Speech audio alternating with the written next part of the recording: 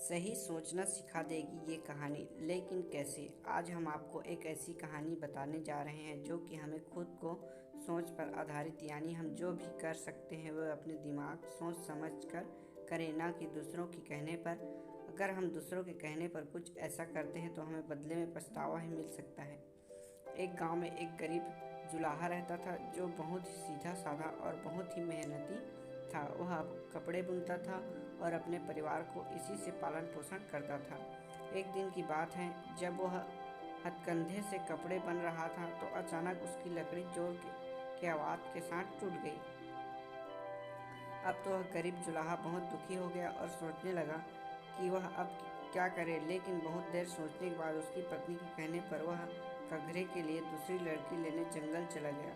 जंगल में जाकर उसने एक बहुत बड़ा पेड़ देखा जिसकी बहुत सारी टहनियाँ नीचे लटकी हुई थी। तो वह जुलाहा बहुत खुश हो गया और सोचा कि इनकी लकड़ी काट कर कंगने को फिर से सही कर दूंगा। ऐसा सोचकर वह पेड़ के टहनियों के एकदम पास पहुंचा और अपनी कुल्हाड़ी से टहनी को काटने लगा।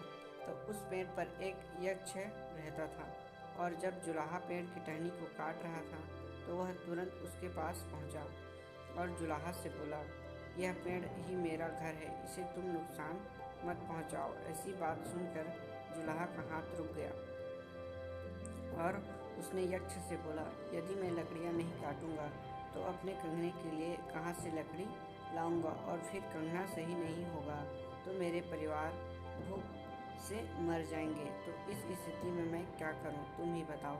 यक्ष जुलाहे की परेशानी सुनकर बोला कि मैं तुमसे और तुम्हारी सादगी से और सच्चाई से खुश हूँ, इसलिए मैं तुम्हारा हेल्प करूँगा। इसलिए तुम मुझसे कोई एक वरदान मांग लो। तो यक्ष की बात सुनकर जुलाहा बहुत खुश हुआ और बोला कि यदि आप मुझ पर खुश हैं तो मुझे कुछ समय दीजिए, मैं अपनी पत्नी से राय लेकर आपसे वरदान मांग लूँगा। इतना सुनकर यक्ष ने हामी भर दी। जुलाहा तुरंत अपने घर चला गया और रास्ते में उसे अपने दोस्त मिला। उससे पूछा कौन सा वरदान मांगूं, तो उसके दोस्त ने कहा कि तुम एक राज्य मांग लो और फिर तुम वहाँ का राजा बन जाना। तो उसने कहा ठीक है।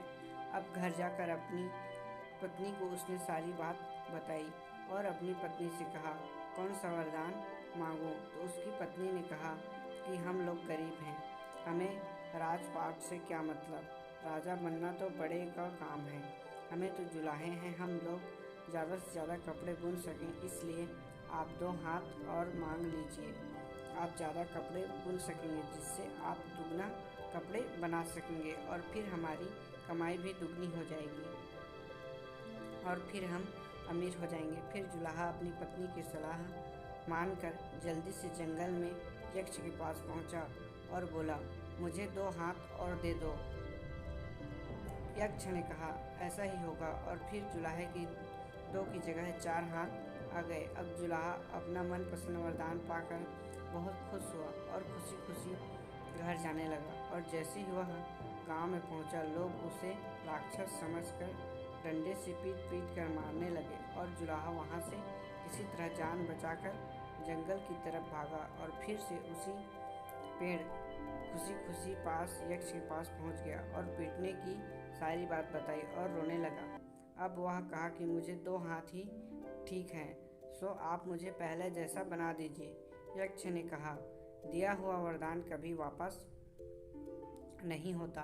और गरीब जुलाहा बोला, अगर मैं ऐसे रहा तो लोग मुझे मार डालेंगे, फिर मेरे मरने के बाद मेरा परिवार भी भूखा मर जाएगा, इसलिए आप दया करें। जुलाहा की बात सुनकर यक्ष को दया आ गई और फिर पहले जैसा बना दिया। कहा कि अपने जीवन में कभी भी दूसरों की सोच से नहीं, खुद की सोच से चलना सीखो तो कभी नहीं परेशानी होगी। तो जुलाहा बोला, अब ऐसा ही करूँगा। और फिर जुलाहा कोई भी काम करता तो अपनी सोच और विचार से करता। तो इस कहानी से हमें यह सीखना मिलती है कि हमें कुछ भी करें तो अपनी सोच और अपनी बुद्धि के प्रयोग से करना चाहिए। किसी दूसरे की बात में आकर अपने विचारों को त्यागना नहीं चाहिए और हमेशा अपने हिसाब से ही फैसला करना चाहिए। तो छोटी सी जानकारी आपको कैसी लगी हमें कमेंट करके ज़रूर बताएं और इसी तरह के और स्टोरी वीडियो देखने के लिए हमारे चैनल से जुड़े रहें।